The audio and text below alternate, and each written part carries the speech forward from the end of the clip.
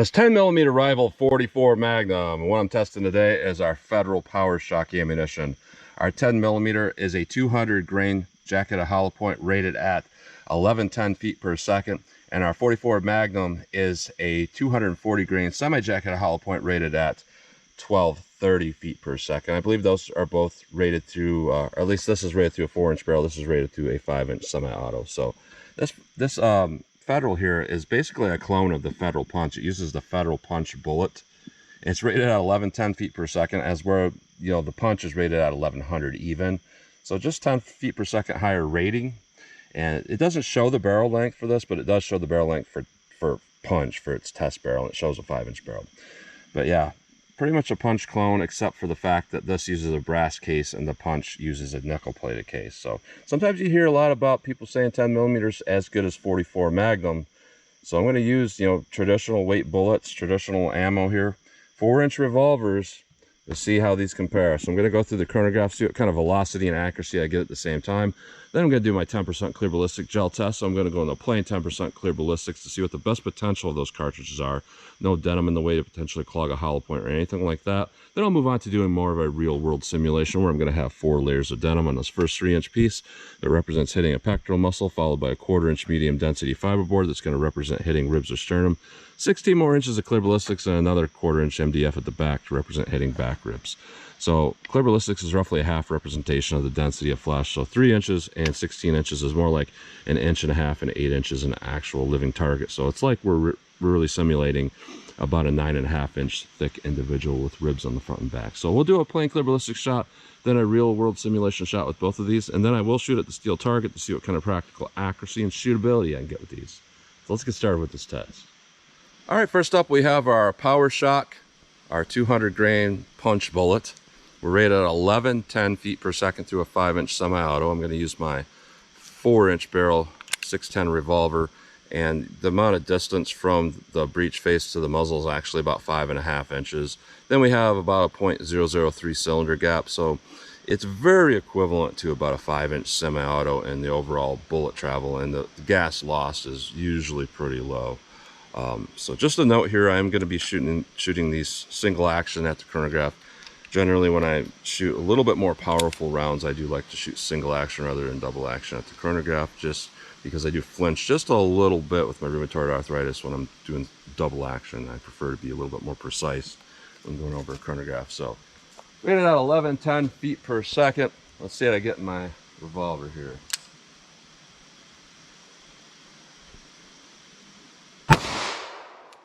Of an 06, 1107,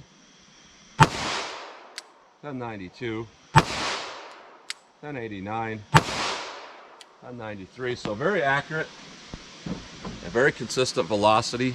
And this just proves my point here that it is about like a 5-inch semi-auto, because we generally do lose a little tiny amount versus the rate of velocity with most rounds.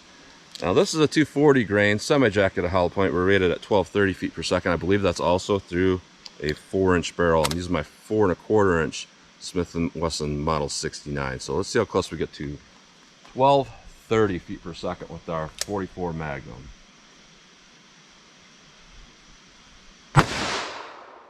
$11.88.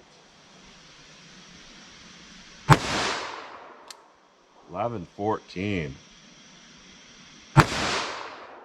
11.96, 11.75,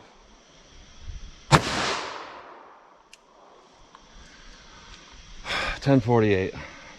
I'm just going to throw that out because that's too far away from the averages, and something weird was going on with that round for that to happen. So, this is another reason why people they're like, why did you get a 10mm revolver? And they don't understand that the 10mm is a very consistent performer. It has a lower powder charge than 44 Magnum, and it's in a smaller case. Therefore, it burns up its powder in less barrel length.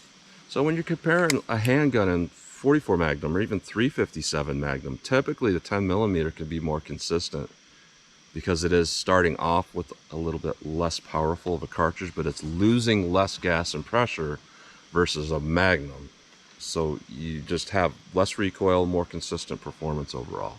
Yeah, this was more powerful, but it's not super consistent. So let's hit our Ballistics gel block and see how these compare. All right, first up, our best potential shot, our best potential to get hollow point expansion because there's no denim to clog a hollow point. Our best potential to get good penetration because there's no rib simulation to slow down these bullets. So I'm going to go into plain clear ballistics with both of these and see how they compare. So first up, we have our 10mm auto through our revolver here, plain clear ballistics.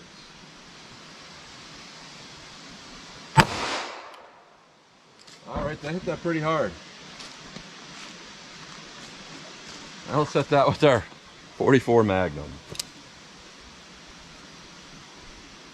Let's go take a look.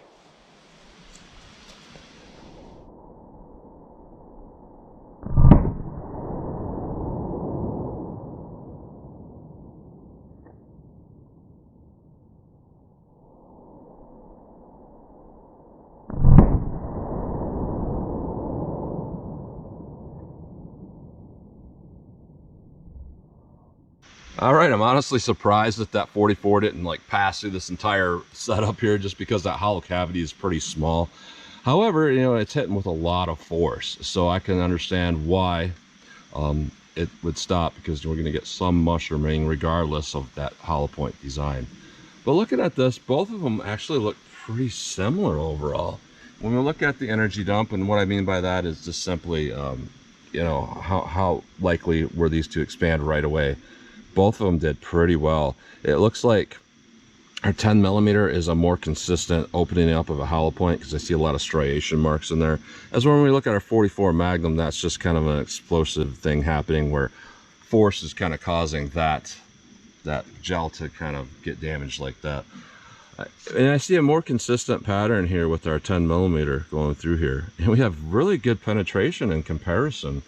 Our 44 Magnum did well, but it does, to me, look like the 10mm ended up much larger of a bullet, of an expanded bullet, as where our 44 just looks like it kind of just mushroomed a little bit.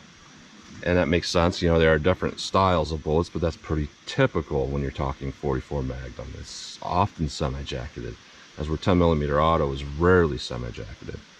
So with our 10mm auto, we have a really good penetration here. We got about 21.5 inches, which isn't that bad because it's plain clear ballistics.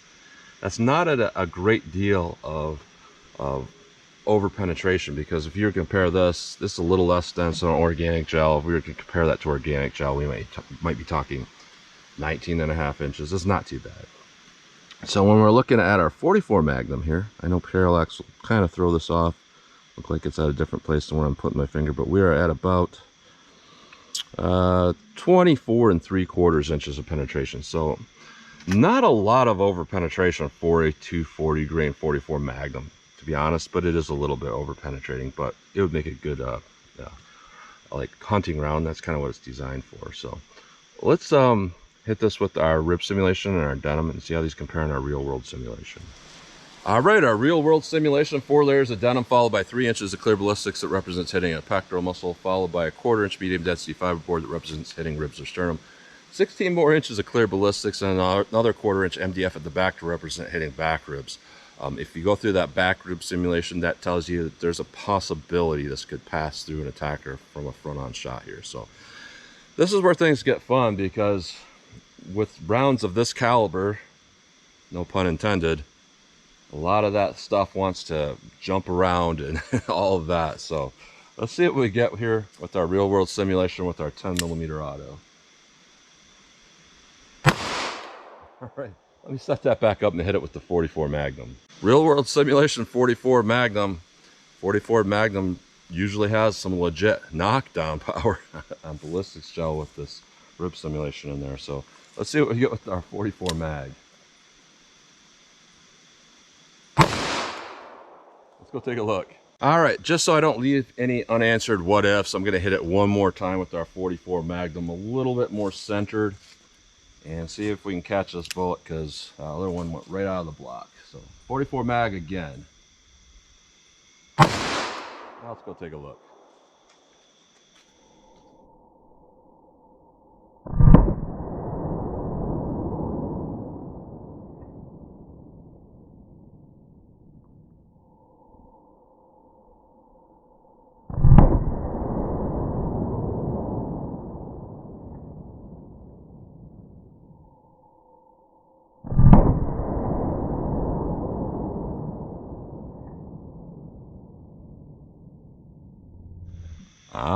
question answered. It did fully make it through the block out the back here, and that's what I was looking to see, not have it leave the top there, because we got actually, you know, 4 inches there, 3 and 4 inches. If we can actually have it leave the block, we can confirm it left the block entirely. That first shot here with both of these here, our 10 millimeter here, it looks like it's right here. So we expanded out a lot more right away, it looks like, with that 10 millimeter, because it is a true jacketed hollow point, and it just blew a huge hole through that thing there. But our 44 Magnum, it is a more controlled expansion, so it didn't really expand out that much. And we look at our second shot here, it was similar to that first shot, but a little bit bigger there. So this could mean that there's just a little bit more velocity on that second shot there with that, you know, because it was kind of an inconsistent velocity. What's interesting here is the energy dump is different between the two of these. They both look okay, but it looks like our 44 expands out, or just doesn't necessarily expand the bullet, but it puts a lot of damage in there and then shrinks back down that damage and just kind of cuts through there. And then it looks like probably around here it's starting to slowly mushroom. As we're with our 10 millimeter, it is a consistent peeling opening effect of that jacketed hollow point. So the damage track does look a little bit greater with our 44 Magnum, but we definitely over penetrated a lot. So we'll get the 44 out of the way here. Our 44 Magnum, and went through this entire setup, which is 35 inches with 2 rib simulations in there. And we'll look at our back rib simulation here. And yeah, one of them with our 44 was going straight, the other 44 was tumbling through. Our 10 millimeter had a perfect expansion going through right there at the back, so that's really good.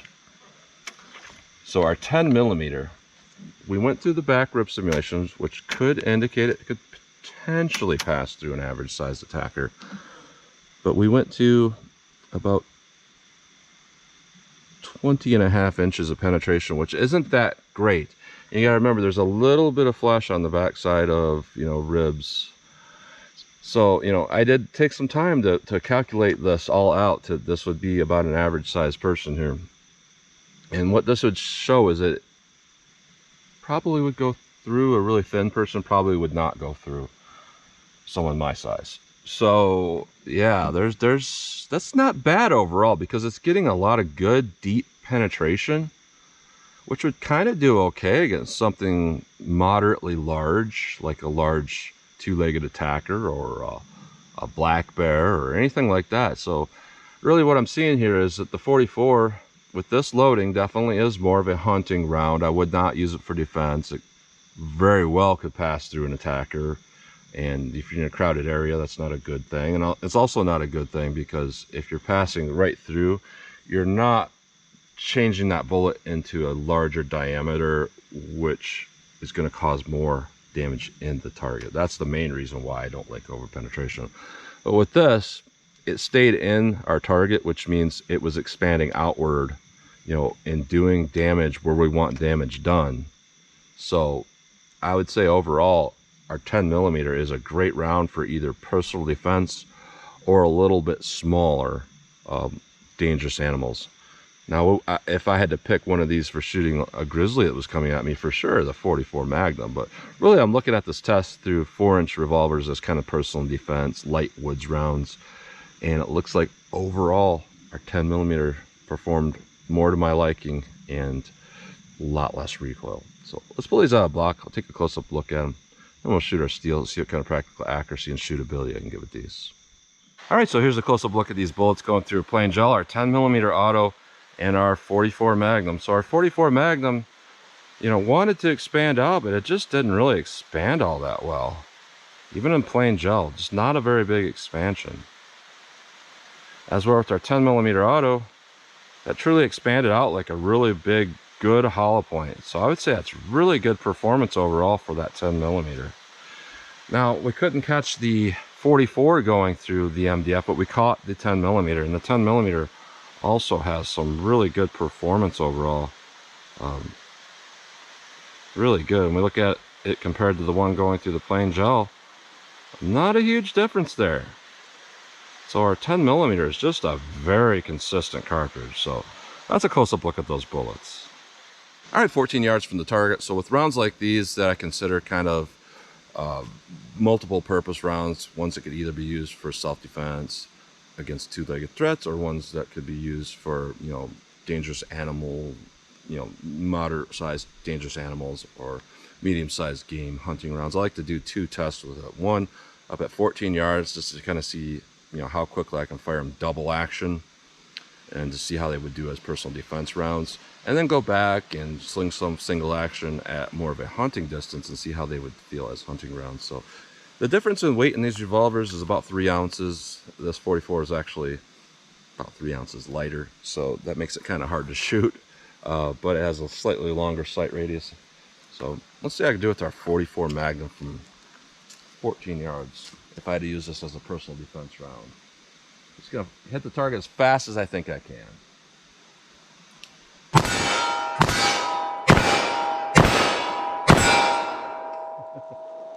It takes a lot of work to get that where I want it, back down on target. 10 millimeter auto. Let's see how this thing does for me.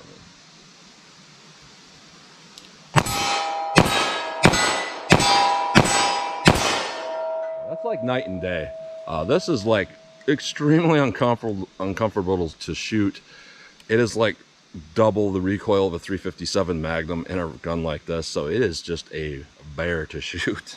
As where the 10 millimeter, this is less recoil in this revolver than a typical 357 Magnum out of like my Smith & Wesson 686. So this is very comfortable and easy to shoot. Big difference.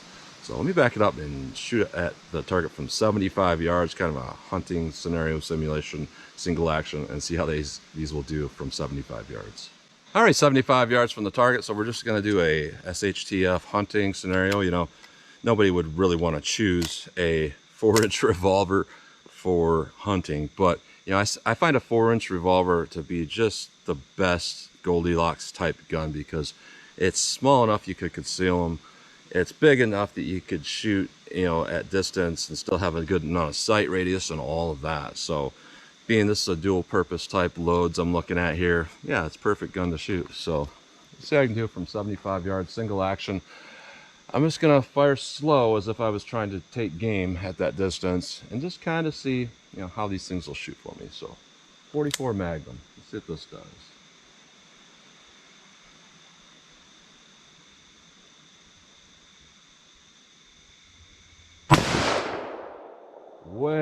Way over the target, and I did not aim over the target and I did not flinch that much, so I'm gonna try to repeat that result.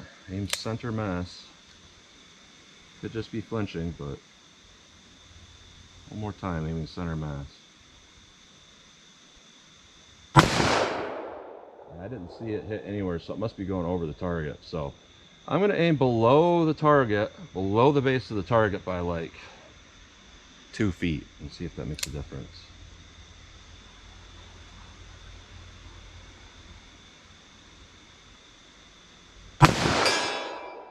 Yep. So it's heading about 3 foot high from my point of aim.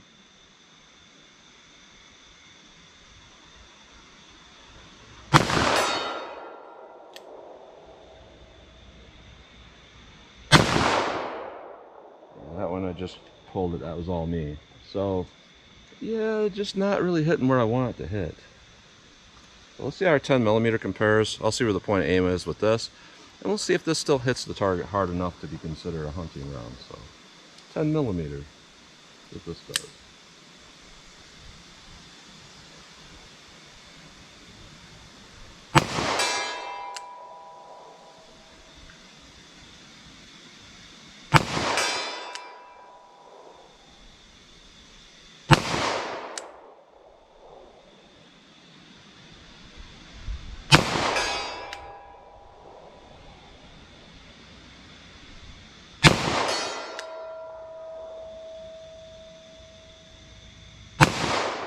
I pulled that last one. This sight is a little bit bent looking, so it got kind of hard to shoot, but I'm gonna say overall, this just seemed like a better cartridge overall. So looking at this, Honestly, I'm going to pick the 10 millimeter every time if given these options. A lot of people get really mad about the idea of a 10 millimeter and a revolver, but they're not really looking at it from the right point of view here. They're just like, well, you need to have a lot of capacity, blah, blah, blah. You need a Glock 20. But here's the thing. Semi-auto pistols, when you're shooting 10 millimeter, they have a ton of recoil. They're not easy to control, and they're not easy to not have them malfunction. But when you take this like 42-ounce revolver and you put a 10 millimeter in it, let's just get the idea of the semi-auto out of the way. The ballistics of the 10 millimeter are basically in between a 357 Magnum and a 44 Magnum. I know somebody's gonna start screaming now, no, the 357 is more powerful. And that's not what I'm talking about. I'm talking about like overall, both energy and bullet weights are 10 millimeters in between. Because 357 Magnum typically maxes out for a full powered load at 158 grain. You can go 180 grain. A lot of times you start getting a reduction of power because of the reduction of case capacity. So I'm going to say our maximum full powered load is 158 grain out of a typical handgun. When you talk about 10 millimeter, pretty much that 200 to 10 grain ish is the max there, where you can go in power and still have a heavy bullet. So you're getting more energy than the typical 357 Magnum, and you're also getting more bullet weight, more momentum, more penetration potential with the 10 millimeter. So the 10 millimeter as its own, as a standalone cartridge out of a revolver, if you stop thinking about the capacity and the 10 millimeter semi-autos and what it's designed for, etc., etc., and you look at it based on ballistics alone, this has a little more energy than typical 357 Magnum, less than 44 obviously, more bullet weight than the 357, less than a 44. You're splitting that difference. And in addition to that, like I was saying when I was chronographing these things, the 10 millimeter is technically a less powerful cartridge than the 357 Magnum. I'm not going to argue that. But when you put them in handguns like this, it's actually typically more powerful. And that's because the 357 Magnum is working on a large powder charge, and you need a lot of barrel length to take advantage of that. When you bring the barrel length down to even a 4-inch barrel, you're still going to have all that recoil of that full powder charge, but then what's going to happen is that bullet leaves the muzzle, a lot of that powder is wasted. From a carbine down to a 4-inch revolver, you're wasting half of your potential power with a 357 Magnum, but still dealing with all that recoil. With this, you're not losing no half. You're losing, I don't know, probably a third or a quarter of its potential. But you're still getting, 3/4 of its power with less powder charge and less recoil. So overall, it's a fantastic revolver cartridge. I don't understand why people don't understand that, but they don't. It's fantastic. But back to the point here, looking at the 44 Magnum versus the 10 millimeter, my original question, can the 10 millimeter be as good as or rival the 44 Magnum? No. But there's a lot of yeah buts here. No, but it kind of can do a lot of the same purposes almost as well with way less than half the recoil. So if you have way less than half the recoil, you're going to shoot it better. It's going to be more easy to train with. You're going to get better with it. And you're still going to be above a 357 in terms of your potential against large game or even average attackers. So yeah, I would say in numbers, our 10 millimeter definitely is not as good as our 44 Magnum, but in all practical purposes here, it's every bit as good in my opinion. So that's what you get today. So as always, comment, share, and like, and thanks for watching.